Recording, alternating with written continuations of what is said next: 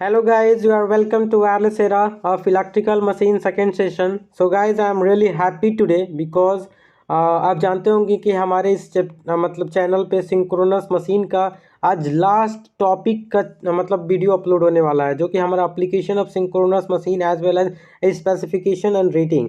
बस यही टॉपिक बचा हुआ था और इस टॉपिक का मैं लास्ट वीडियो अपलोड करने जा रहा हूँ। तो it's really a happy moment for me because guys if I really say honestly, जब मैं सिलेबस का वीडियो अपलोड कर रहा था तब मुझे नहीं लगा था कि मैं इस मशीन जो कि इतना वास्ट सिलेबस है फिफ्थ सेमेस्टर का, मैं कवर भी कर पाऊंगा।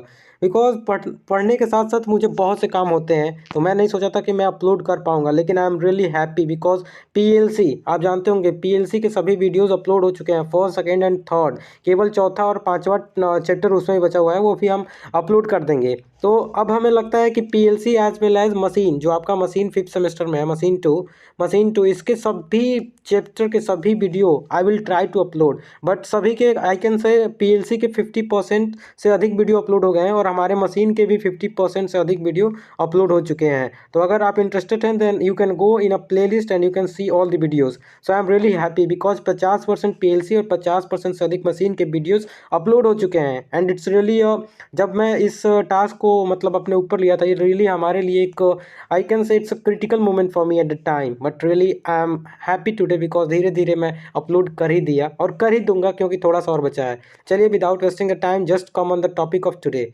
तो आज का टॉपिक बहुत ही इंपॉर्टेंट होने वाला है, rating and specification as well as हम इसमें एप्लीकेशन ऑफ सिंक्रोनस मोटर पढ़ने वाले हैं। तो वीडियो को प्लीज़ लास्ट तक देखिए, आई एम श्योर आपको कोई कन्फ्यूज़न नहीं बचेगा, क्योंकि ये जो टॉपिक मैं पढ़ाने जा रहा हूँ हमको भी बहुत दिनों से इसमें कन्फ्यूजन था और आज थोड़ा सा कन्फ्यूजन क्लियर करके मैं आपको बताने जा रहा हूँ। तो please watch the video till the end, I will try my best to make you understand. तो रेटिंग ऑफ अल्टरनेटर देखिए, द रेटिंग ऑफ अल्टरनेटर को कैसे हम डिफाइन कर सकते हैं? The power which can be deliver by alternator safely and efficiently under some specific condition. कहने का मतलब, कुछ स्पेसिफिक कंडीशन के अंदर अगर किसी अल्टरनेटर को पावर इतना डिलीवर किया जाए कि वो सेफली एंड इफिशिएंटली, मतलब सेफली और इफिशिएंटली वर्क करे। मतलब किसी अल्टरनेटर को, आप जानते होंगे कि किसी अल्टरनेटर या कोई भी चीज़ था, जैसे हमने 3 फेज इंडक्शन मोटर भी पढ़ा, उसका भी स्पेसिफिकेशन रेटिंग पढ़ा। तो कहने का मतलब, हम इस रेटिंग क्यों करते हैं? क्योंकि उसका पहले टेस्ट करते हैं, no load test, block rotor test. जो आपने नहीं देखा तो आप पीछे की वीडियो में देख सकते हैं।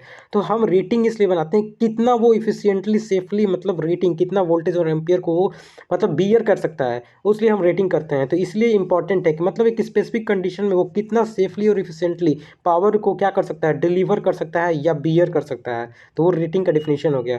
उसके बाद देखिए, अल्टरनेटर में थोड़ा सा बहुत ही समझना होगा, बहुत ही इंपॉर्टेंट है। मतलब ये अगर आप ध्यान नहीं देंगे तो नहीं समझ में आएगा। तो वीडियो को स्किप नहीं कीजिए और लास्ट तक देखिए, आई एम श्योर आपको समझ में आ जाएगा। तो जैसा कि हम जानते हैं कि कॉपर लॉस, जो कि आपने पढ़ा होगा, copper loss I square R, जो कि मतलब आर्मेचर करंट वैरी होने के कारण जो हमारे मतलब अल्टरनेटर में कॉपर लॉस आता है। और हमारा कोर लॉस किसके कारण आता है? फ्रीक्वेंसी या वोल्टेज। आपने अगर नहीं देखा तो फिर मैं कह रहा हूँ, आप पीछे जाके पावर लॉसेस का वीडियो देखिए, उसमें मैंने बहुत अच्छा समझाया कि कॉपर लॉस जो होता है वो आर्मेचर करंट के कारण ही क्यों होता है। मतलब हमारा कॉपर लॉस जो होता है वो करंट पे क्यों नहीं मतलब डिपेंड होता है, और हमारा जो कोर लॉस है वो केवल वोल्टेज पे क्यों डिपेंड होता है। तो यहाँ से क्लियर है कि हमारा कॉपर लॉस जो है करंट पे, आर्मेचर करंट, और जो हमारा कोर लॉस है वो वोल्टेज पे डिपेंड करता है, राइट।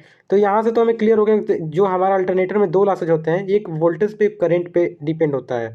और तीसरी पॉइंट देखिए, तीसरा पॉइंट बहुत इंपॉर्टेंट है, यहीं से मतलब बिल्कुल टर्निंग पॉइंट है इस टॉपिक का। There is no role of power factor. देखिए हमारा जो ये अल्टरनेटर है, अल्टरनेटर में जनरेटर है, क्या करेगा? इलेक्ट्रिसिटी को जनरेट करेगा। तो इसमें कोई भी हमारा रोल नहीं होता है पावर फैक्टर का। इसलिए the rating of alternator is generally given in kilo volt ampere और mega volt ampere, mega volt या किलो वोल्ट एम्पियर। जो हमारा अल्टरनेटर होता है, जो हमारा मतलब एसी जनरेटर होता है, उसको अल्टरनेटर के नाम जानते हैं सिंक्रोनस मशीन में जो अल्टरनेटर होता है उसका रेटिंग जो होता है केवीए या केवीए, किलो वोल्ट एम्पियर या मेगा वोल्ट एम्पियर में होता है। बहुत इंपॉर्टेंट है। लेकिन वहीं अगर हम मोटर का बात करें, मोटर का किलो वाट में होता है। मोटर, देखिए यहाँ कंफ्यूज होना होइएगा, हम आपको बहुत अच्छे से समझाएंगे। तो देखिए, जो हमारा जनरेटर होता है उसका किलो वोल्ट या मेगा वोल्ट में होता है, लेकिन जो हमारा मतलब जनरेटर का इसमें होता है किलो वोल्ट या मेगा वोल्ट, लेकिन जो हमारा ये मोटर होता है उसको किलो वोल्ट में करते हैं। क्यों? इसको बहुत अच्छे से हम समझाएंगे, प्लीज़ मतलब फिगर के हेल्प से समझाएंगे। देखिए हमने रखा है, लेकिन अभी जस्ट वेट, देखिए कुछ समझाना है उसको पहले आपको बता दें। जो हमारा अपरेंट पावर, देखिए आप जानते हैं S equal to P plus I Q होता है। मतलब apparent power equal to active power plus reactive power. Apparent power kVA में हम मतलब मेजर करते हैं, जो हमारा एक्टिव पावर होता है वो किलो वाट में, और जो हमारा रिएक्टिव पावर होता है केवीएआर, मतलब किलो वोल्ट एम्पियर रेजिस्टेंस में हम मेजर करते हैं। तो यहाँ हमारे सोचने का विषय है, आई एम रियली मतलब ये आपको भी सोचने के विषय है कि जो हमारा ये एसी जनरेटर होता है, एसी जनरेटर की रेटिंग हम केवीए में करते हैं, क्यों नहीं किलो वाट में करते हैं, क्यों किलो वोल्ट एम्पियर में करते हैं? तो इसका रीज़न ये है, देखिए इसका मेन रीज़न ये है कि जो भी मतलब जो भी चीज़, जैसे हमारा मोटर है, मोटर हो गया, जैसे सॉरी यहाँ पे जो भी हमारा जनरेटर है, GNER जनरेटर हो गया, और ये हमारा मोटर है। देखिए तो जो भी जनरेट करेगा एनर्जी ट्रांसफ़र करेगा एक फॉर्म से अनदर फॉर्म में। जैसे हमारा ट्रांसफार्मर की रेटिंग भी होता है। थोड़ा सा हम बाहर जा रहे हैं, ट्रांसफार्मर का मतलब ला रहे हैं यहाँ कंसेप्ट, क्योंकि आपको समझाना है। हमारा मेन मकसद आपको आपके कंसेप्ट को क्लियर कराना है, ना कि आपको मतलब रटाना है। तो यहाँ से समझिए बहुत ध्यान से, जो हमारा ट्रांसफार्मर होता है, जो हमारा जनरेटर होता है, एनर्जी को ट्रांसफ़र करता है, एनर्जी को ट्रांसफ़र करता है, राइट। एनर्जी को ट्रांसफ़र करता है, इसलिए इसकी रेटिंग केवीए में होती है। लेकिन जो हमारा मोटर होता है, मोटर मोटर जो होता है एनर्जी को कन्वर्ट करता है, मतलब किसमें, इलेक्ट्रिकल एनर्जी को, हम मोटर को इलेक्ट्रिकल एनर्जी देते हैं यहाँ से, और ये मैकेनिकल एनर्जी में कन्वर्ट करता है। तो इसलिए इसकी रेटिंग किलो वाट में होती है, लेकिन इसकी हमारी रेटिंग जो होती है केवीए में होती है। एक और एग्जांपल सब समझ सकते हैं, जैसे हमारा जनरेटर हो गया, जो ट्रांसफार्मर हो गया, इसके आउटपुट पे हमें नहीं मालूम है। जैसे हमारा जनरेटर है, इसके आउटपुट पे नहीं मालूम है कि हम कौन सा लोड लगाने वाले हैं। लोड जो 3 प्रकार होता है, रेजिस्टिव, इंडक्टिव और कैपेसिटिव। तो इसलिए हम इसका पावर फैक्टर नहीं जानते हैं। जो हमारा ट्रांसफार्मर हो गया, जो हमारा जनरेटर हो गया, उसका हम जो होता है पावर फैक्टर मतलब नहीं जानते हैं। इसलिए हम कह सकते हैं कि जो हमारा जनरेटर होता है उसका रेटिंग जो होता है किलो वोल्ट एम्पियर में होता है। लेकिन जो मोटर होता है, मोटर का बिल्कुल मालूम है। देखिए यहाँ से हमारा जो मोटर है, इसको मालूम है कि मोटर जो होता है उसमें वाइंडिंग होता है, वाइंडिंग कारण इसमें इंडक्टिव नेचर होता है। दैट्स वाई इसको हम किलो वाट में मेजर करते हैं, किलो वाट में इसकी रेटिंग होती है। लेकिन इसमें हम जानते ही नहीं कि किस मतलब कौन सा हम लोड लगाने वाले हैं, इंडक्टिव लगाएंगे, कैपेसिटिव लगाएंगे कि रेजिस्टिव लगाएंगे। दैट्स वाई इसको हम किलो वोल्ट एम्पियर में मेजर करते हैं, बट इसको हम किलो वाट में मेजर करते हैं। एक बार और ध्यान से समझ लीजिए, जो भी इक्विपमेंट एनर्जी को ट्रांसफर करेगा उसकी रेटिंग जो होता है किलो वाट एम्पियर में होगा, लेकिन जो भी एनर्जी को कन्वर्ट करेगा उसको किलो वाट में हम मेजर करेंगे। तो यहाँ से आपको बहुत ही ध्यान से क्लियर हो गया होगा।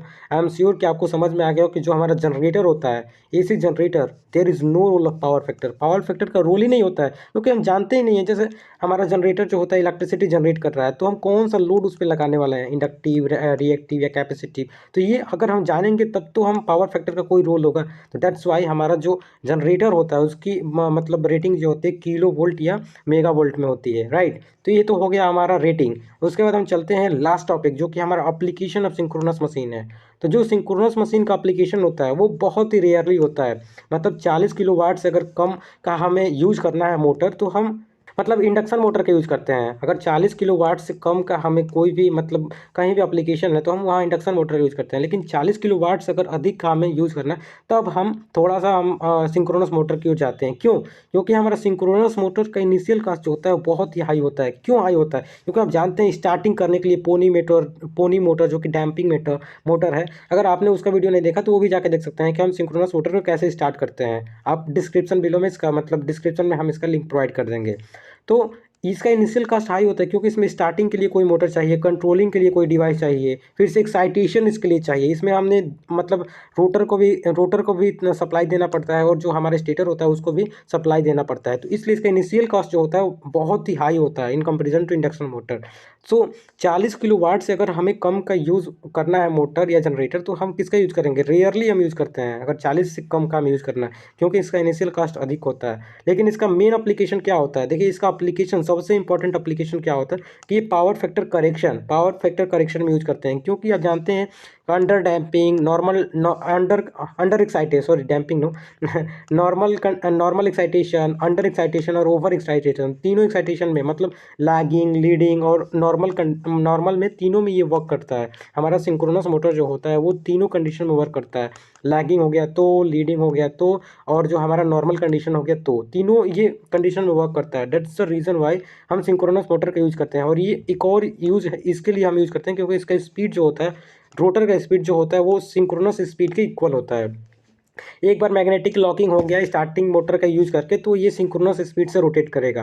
दैट द रीज़न वाई इसका बहुत ही एप्लीकेशन है कहाँ, पावर फैक्टर करेक्शन में, एज वेल एज वोल्टेज को रेगुलेट करने में। आपने वोल्टेज रेगुलेशन में देखा होगा कि कैसे सिंक्रोनस कंडेंसर का यूज़ करके हम वोल्टेज को रेगुलेट करते हैं। एज वेल एज इसका कांस्टेंट स्पीड होता है, मतलब जहाँ भी हमें कांस्टेंट स्पीड लोड ड्राइव में यूज़ करना होता है, जहाँ भी हमें कांस्टेंट स्पीड की नीड होती है, हम उसको वहाँ सिंक्रोनस मोटर का यूज़ करते हैं। As well as power factor correction को अगर और अच्छे से देखें तो synchronous motor are use to regulate the voltage. जैसे हमने बताया इंड ऑफ ट्रांसमिशन लाइन, जो हमारा ट्रांसमिशन लाइन होता है उसके इंड में हम सिंक्रोनस मोटर लगाते हैं, क्योंकि अगर मान के चलिए ये हमारा ट्रांसमिशन लाइन है, ट्रांसमिशन लाइन हो गया, ठीक है, इसके इंड में अगर हम लगा देंगे सिंक्रोनस मोटर तो अगर लैगिंग पावर आ रहा है तो उसको इंप्रूव करके हमें लीडिंग पावर दे देगा। क्यों? क्योंकि जो हमारा सिंक्रोनस कंडेंसर होता है जो कि फेज मॉडिफायर होता है, आपने पढ़ा होगा, जो कि हमने बताया भी है, उसका यूज करके हम पावर फैक्टर को लीड करा सकते हैं। पावर फैक्टर जो पीएफ होता है उसको लीड करा सकते हैं। अगर हमें इस मतलब पावर फैक्टर लीडिंग में चाहिए तो उसको कम भी करा सकते हैं, नॉर्मल में, मतलब तीनों एक्साइटेशन में हमारा सिंक्रोनस मोटर जो होता है, मशीन जो होता है, काम करता है। सो दैट द रीज़न इसका मतलब इनिशियल कास्ट अधिक होते हुए भी इसको हम यूज करते हैं, क्योंकि इसका बहुत ही इंपॉर्टेंस है तीन चीज़ों में, पावर फैक्टर करेक्शन में, वोल्टेज रेगुलेशन में, कांस्टेंट स्पीड में। जहाँ भी ये तीनों चीज़ का हमें नीड होती है हम वहाँ सिंक्रोनस मोटर का मतलब आँख मूंद के यूज करते हैं। सो इस वीडियो में आपने बहुत ही इंपॉर्टेंट, बहुत ही मैंने बल दिया मतलब समझाने के लिए कि हमारा जो किलो वोल्ट एम्पियर और मेगा वोल्ट एम्पियर में इसका मेजर करते हैं जो हमारा सिंक्रोनस जनरेटर होता है, क्योंकि ये पावर फैक्टर पे डिपेंड नहीं होता है हमारा सिंक्रोनस जनरेटर। उसके बाद लास्टली यहाँ पे एक बार और देख लीजिए, वही मतलब जो हमारा एक बार और समझा दे रहा है, ये मोटर है, ठीक है। तो मोटर में आप जानते हैं टोटल पावर, एक्टिव पावर और रिएक्टिव पावर होता है। जो हमारा मोटर होता है, मोटर जो होता है एनर्जी को कन्वर्ट करता है, जैसे हमने इलेक्ट्रिकल पावर दिया तो शाफ्ट को घुमाएगा तो ये मैकेनिकल पावर में कन्वर्ट करेगा। तो एक बार यहाँ से और देख लीजिए, मैं यही बताना आपको चाहता हूँ, यहाँ से बहुत ही अच्छे से आपको बताना चाहता हूँ, जो भी एनर्जी को ट्रांसफ़र करेगा, मतलब इलेक्ट्रिकल एनर्जी को ट्रांसफ़र करेगा केवल, जैसे यहाँ से जो ट्रांसफार्मर होता है या जो हमारा जनरेटर होता है वो एनर्जी को ट्रांसफ़र करता है, तो उसको रेटिंग जो होगा केवीए में होगा, लेकिन जो भी हमारा एनर्जी को कन्वर्ट करेगा उसका रेटिंग जो होगा किलोवाट में होगा। तो यही कारण है कि जो हमारा ट्रांसफार्मर होता है एनर्जी को ट्रांसफ़र करने के कारण, ट्रांसफार्मर जो होता है एनर्जी को ट्रांसफ़र करता है, इसलिए केवीए। एज वेल एज जो हमारा जनरेटर होता है ये भी एनर्जी को ट्रांसफ़र करता है, इसलिए इसका भी रेटिंग जो होता है हमारा केवीए में होता है। लेकिन जो ये हमारा मोटर होता है, मोटर जो होता है एनर्जी को कन्वर्ट करता है, that's the reason why motor का रेटिंग हम किलो वाट में करते हैं। तो आई एम श्योर आपको इस लास्ट टॉपिक से बहुत अच्छे से हम आपको समझाने की कोशिश की। Last topic, I am sure आप इस जो थर्ड चैप्टर हमारा सिंक्रोनस मशीन है, आपका कोई कहीं भी कन्फ्यूजन हो, अगर कहीं भी कन्फ्यूजन हो तो don't forget to comment and as well please listen and don't forget to share my channel as well. Thank you.